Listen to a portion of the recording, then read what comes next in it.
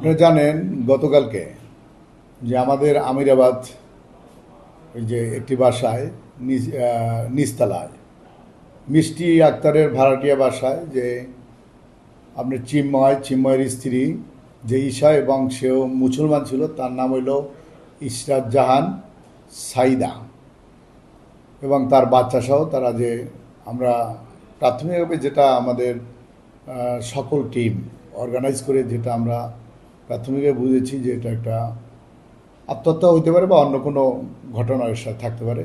সে বিষয়ে আমরা আমাদের থানায় একটি অপমৃত্যু মামলা রুজু হয়েছে। আর যে মৃত্যু দেহ তাদের সুরাতাল রিপোর্ট প্রস্তুত করে আজকে আমরা যে লাশের যে প্রকৃত অভিভাবক আছেন চিন্ময়ের চাচার কাছে তাদের ডেড বডি হস্তান্তর করা হয়েছে এবং চিন্ময়ের যে স্ত্রী ইশরাত জাহান সাইদা তাকে তার বাবার কাছে হস্তান্তর করা হয়েছে।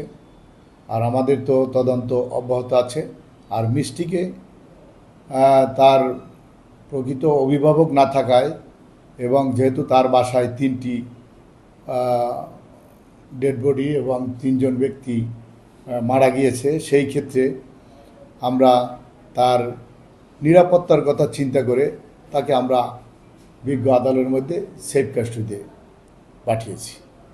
আর সার্বিক পরিস্থিতি ভালো, আমাদের তদন্ত অব্যাহত আছে। ছেলে ওই চিন্ময় আর হইলে ওই ইসে হইলে মানে পড়তো ঢাকা, পড়ার পরে দুজনের সম্পর্ক করে বিয়ে হয়েছে। বিয়ে হওয়ার পরে আমাকে সিন্ধু শাস্ত্রে যা নিয়ম কারণ সেইভাবেই বিয়ে হয়েছে।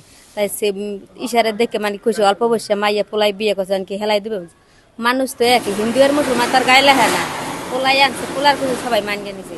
ওইদের ইসে আর বাপের লগে মাঝে মাঝে কথা কইতো, কিন্তু হেরও মানগিয়ে নিছে।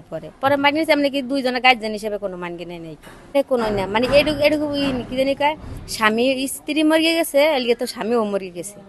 মেয়েটারে মারছে না, মেয়েটাকে কার দ্বারা রাখবে, কেটা পালবে, এর দিকে মানে মেয়েটা এলে হেরাম হেরাই থাকতো বাসে, আমরা তো আর সেটা জানি না জানি কিভাবে মারা গেছে না কিভাবে কি করছে।